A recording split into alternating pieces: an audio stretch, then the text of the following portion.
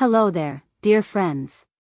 Let me take you on a little journey, not across mountains or seas, but into the warmth of a kitchen, the echo of old songs, and the kind of laughter that wraps around your heart like a soft quilt. Every family has a rhythm. A special way they beat the drum of life together. And for mine? That rhythm came to life every Sunday morning. As a child, I'd wake up not to an alarm clock, but to the sound of old jazz playing on the radio. The smell of cinnamon and fresh biscuits would float down the hallway like a promise. My grandmother, apron tied tight, humming to herself, would already be at the stove, flipping pancakes like she was painting joy onto a plate. We weren't a fancy bunch. We didn't have gold-lined dishes or polished silver. But we had tradition. We had love that knew its way into every bite, every hug, every, pass the syrup, please. What made it special wasn't just the food, it was what came with it. Everyone came to the table. No phones. No rushing. Just time. Time to laugh. Time to share what happened that week. Time to simply be with one another. And you know what? That simple Sunday breakfast taught me more about love and togetherness than a dozen books ever could. It was about presence. About showing up. About holding space for each other, whether in silence or in stories. That's a tradition worth keeping, don't you think? Now that our bellies are full from that Sunday breakfast memory, let's step outside, into the cool night air of a backyard lit only by fireflies and starlight. My grandfather had a telescope. Not a fancy one. It squeaked when he adjusted it, and the lens had a little smudge no one could ever quite clean off. But to us? It might as well have been a spaceship. Every month, on the clearest night he could find, he'd gather the grandkids, blankets in hand, cocoa in mugs, and take us on what he called the grand tour of the universe. We'd lie there, faces tilted to the sky, while he pointed out constellations and spun stories like silk. See that one? He'd say, drawing lines between stars with his finger. That's Orion, the great hunter. But to me, he always looked like a man reaching for a dream just out of reach. It wasn't about astronomy, though we learned plenty. It was about wonder. About pausing the world long enough to remember how big the universe is, and how small our worries can be beneath it. Even after he passed, we kept it going. I showed my own kids the constellations. Told them the stories, just the way he did. Maybe I added a few new ones of my own, stories about him, mostly. You see, stargazing with family teaches patience, curiosity, and the importance of quiet moments together. That tradition doesn't cost a thing, but its value? Timeless. Now let's step into a quieter corner of the house, the dining room table covered in paper scraps, markers, glue sticks, and laughter. This wasn't just arts and crafts, this was the sacred ritual of the memory book. Every New Year's Day, while most folks were watching parades or football games, our family gathered to reflect, not with resolutions, but with recollections. We'd pull out an old, oversized scrapbook with fraying edges and pages thick with the years. Then we'd take turns adding our favorite memories from the past 12 months. Photos, ticket stubs, drawings, even silly napkins from special dinners, they all had a place. Remember this, someone would say, holding up a crayon drawing from a kindergarten art show. Oh. And this, another would add, pointing to a picture of us soaked after a surprise rainstorm on a camping trip. It wasn't about being perfect, it was about being present. About capturing the heartbeats of our lives before they faded into the blur of time. We laughed. We cried. Sometimes we argued over which memory was more important, but in the end, the book grew thicker, richer, more us. And here's the best part, the kids adored it. They'd flip through the older pages, asking about people and places they hadn't seen in years. And just like that, the past came alive. Traditions like this remind us, the little moments are the big ones. And when you write them down, they stay close, long after the years roll by. Now that we've stargazed and scrapbooked, it's time to explore a tradition close to my heart, a tradition that didn't begin with wealth or grand gestures, but with a single paper tag hanging from a pine branch. We called it the giving tree. It started with my great-grandmother, a woman named Mabel, who lived through hard times, the Great Depression, 2 wars, and the lean years in between. She never had much in her pockets, but you'd never know it. Her spirit was rich in kindness. She believed that giving wasn't about how much you had, it was about how much heart you put into it. Every December, just after Thanksgiving, she'd set up a small tree in the corner of her living room. But it wasn't for decoration. No ornaments. No lights. Just simple brown paper tags tied with string, each one with a name and a need. Some read, "Socks, size 9, Mr. Turner down the road." Others said, "A book for Janie, loves animals." Or even just, "A visit. Just come by and say hello." She'd collect names quietly, from neighbors, the church bulletin board, the corner store owner. People who had fallen on hard times, or those who simply needed a reminder that someone still cared. Then she'd let us, the grandkids, pick a tag. Just one at first, since we were small.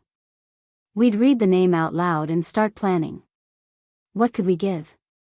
Could we knit a scarf? Bake cookies? Use our allowance to buy a used book? And when Christmas came around, we didn't just open presents. We delivered them. We knocked on unfamiliar doors. We left little gift bags on porches. Sometimes we stayed and talked. Sometimes we slipped away before they noticed. But every time, every single time, we felt something inside us shift. A kind of warmth that had nothing to do with mittens or fireplaces. And Mabel? She never once missed a year. Even when her hands grew too shaky to write the tags, she'd still sit by the tree and smile as we tied them on for her. The beauty of the giving tree wasn't just the gifts, it was the ritual of it. The intentional slowing down, the looking beyond ourselves, the reaching out. It taught us that kindness isn't seasonal, it's a seed you plant. And when you do, it grows in others. Quietly. Powerfully. After Mabel passed, the tree didn't stop. My mother carried it on, same paper tags, same quiet collecting of names. But she added her own twist. Every year, we'd include at least one tag that read, "Tell someone they matter." We had to write a letter, or make a call, or sit down and really talk with someone we'd lost touch with. Not to ask for anything, just to let them know they mattered to us. That tag became my favorite. I remember one year, I chose that tag and decided to visit my old bus driver, Mr. Lorne. He was retired by then, living alone just a few blocks away. I hadn't seen him since I was 12, but I remembered how he used to sing Christmas songs, off-key and full of joy, every winter morning as we slid down icy roads. I brought him a small card and a loaf of banana bread. When he opened the door, his eyes lit up like I'd just handed him a gold medal. "You remembered me," he said, his voice cracking a little. "Of course I did," I told him. "You were the best part of every school morning." We talked for an hour. He told me stories I'd never heard, about how he used to practice singing so we kids wouldn't fall asleep on the ride. And when I left, he hugged me tighter than anyone had in years. That's the power of a tradition like this. It doesn't just create memories, it reconnects us with our humanity. Now, I'm the one tying tags to a pine branch every December. My grandkids help me, just like I helped Mabel. We keep it simple. We choose neighbors. Teachers. The lady at the checkout who always smiles. We ask them what they need, or more often, what would make them smile. The kids take their tags seriously. One year, my grandson used his entire piggy bank to buy socks for the shelter. Another year, my granddaughter spent 2 weeks making handmade bookmarks for the local library patrons. They're learning what I learned, that generosity isn't about what you give. It's about how you give it. And let me tell you, there is no gift, no tradition, no holiday magic quite like watching a child discover that they can make a difference. So if you're thinking of traditions to pass down, consider this: start a giving tree. It doesn't need to be fancy. A few tags on a branch. A couple of kind ideas. An afternoon of delivering joy. That's all it takes. And one day, long after you're gone, a little one might carry it forward, remembering your smile, your voice, your belief that one small act of kindness can ripple through the years like sunlight on water. Tonight, I want to invite you into a tradition that requires no money, no decorations, no special skills, just a quiet moment, a warm blanket, and your voice. We called it the Bedtime Storybook. Now, don't confuse it with a regular storybook from the store. This wasn't a collection of fairy tales or princesses or dragons.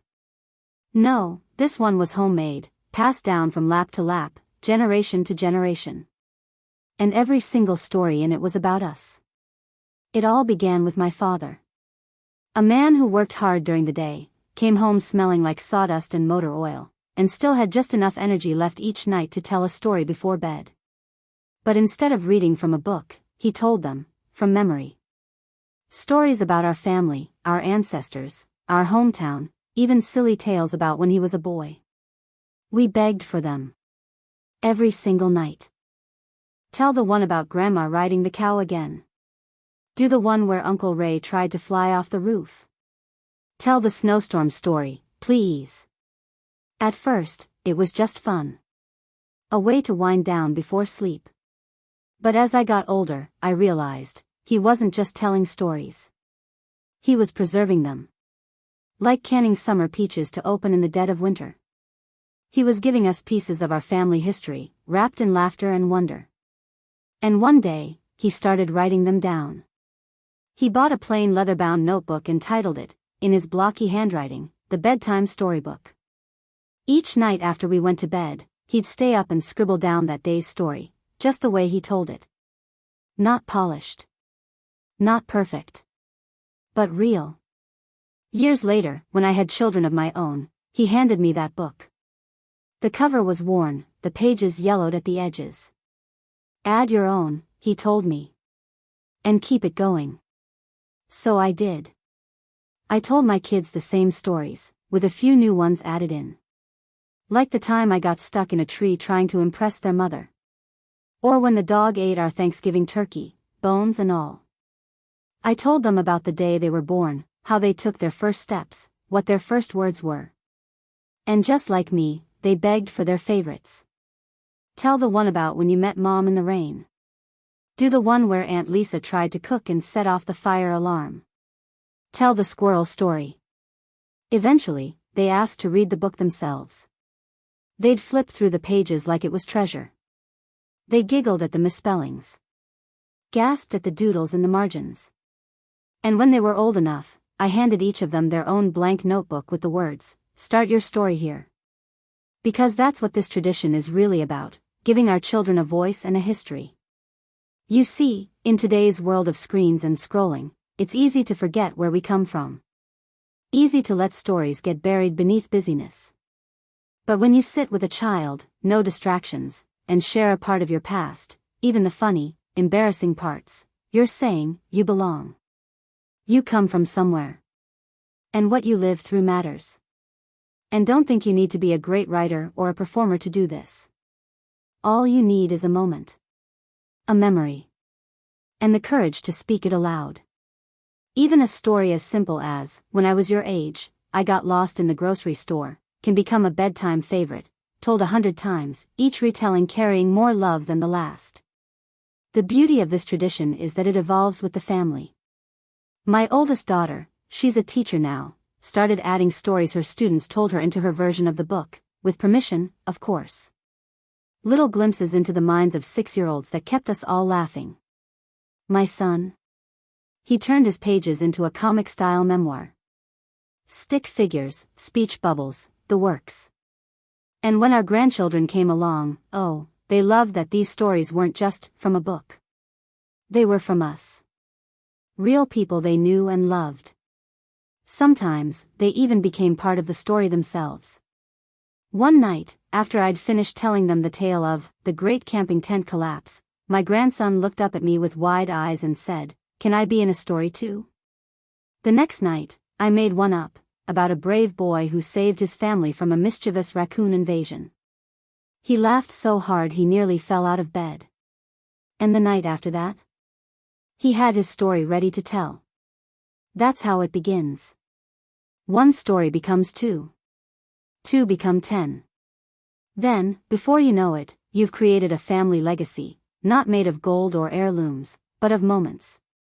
Of lessons. Of love passed down through words. Now, wherever we go, we take a copy of the bedtime storybook with us. Vacations. Holidays. Even hospital visits. It's our anchor. Our laughter. Our reminder of who we are.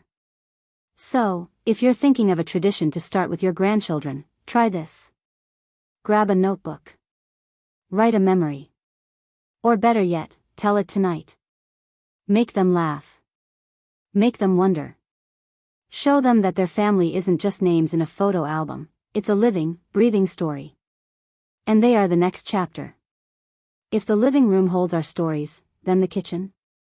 That's where our soul lives. One of the most cherished traditions in our family is the cooking day. It's not tied to a holiday, it's just a day we set aside, once every season, to cook together across generations. We start with Grandma's handwritten recipe box, that little treasure chest filled with fading index cards and the occasional sugar stain. And we pick a few classics, her chicken pot pie, Aunt Joe's cornbread, and the peanut butter fudge that never lasts more than 10 minutes on the plate. Kids stir the batter. Parents handle the ovens. And stories flow as easily as the gravy. Remember when you forgot the sugar and made brownies without sweetness? Oh. Don't forget to stir clockwise, that's how Grandpa did it. Laughter, little accidents, and delicious smells wrap around us like a hug. The kids learn more than how to measure or sauté, they learn patience, teamwork, and how food can carry history. And when it's all done, we sit down together, share a blessing, and enjoy the fruits of our labor. It's not just a meal. It's a memory made by hand and heart. Birthdays are usually about cake and gifts, but in our family, there's something even more special, the birthday circle. On the night of someone's birthday, we gather in a circle around them. Young or old, everyone joins in. And then, one by one, we each take turns sharing what we love most about the birthday person. It can be silly. I love how you dance when no one's looking. Or serious. You always know how to cheer me up, even on my worst days. Tears are common. So is uncontrollable giggling. But more than anything, there's love. Raw, real, unfiltered love. That tradition has stayed with us for generations. It teaches children how to receive kindness. And how to speak it, too. Years later, I heard my granddaughter whisper, "I wish every day was a birthday circle day." Truth is, so do I. Once a year, no matter the weather, we lace up our shoes and take a heritage hike. It's not about fitness, it's about connection. We choose a trail near home, nothing too challenging, and walk together, young and old. Along the way, we stop to tell stories. This is where your great-grandparents used to picnic. Here's the tree your uncle carved his initials into. This was the spot where I asked your grandma to marry me. We collect leaves, snap pictures, skip stones, and let the kids lead the way. Nature has a way of opening us up. The fresh air loosens words we didn't know we needed to say. And before we know it, we're not just walking through woods, we're walking through time. It's a tradition that keeps us grounded and grateful. In the top drawer of my dresser, there's a small wooden box, worn, scratched, and filled with what most people would call junk. But to me, it's priceless. Inside is a feather my daughter gave me when she was 5. A ribbon from my son's science fair project. A napkin doodled on by my father during a long car ride. We call it the keepsake box. Each family member has one. And each item inside has a story. On rainy days or quiet nights, we pull them out and share. Here's the rock I picked up the day we got our puppy. This keychain? From our first road trip. It's a gentle reminder that sometimes, the smallest things carry the biggest memories. And it teaches the young ones to see value not in things, but in the moments behind them.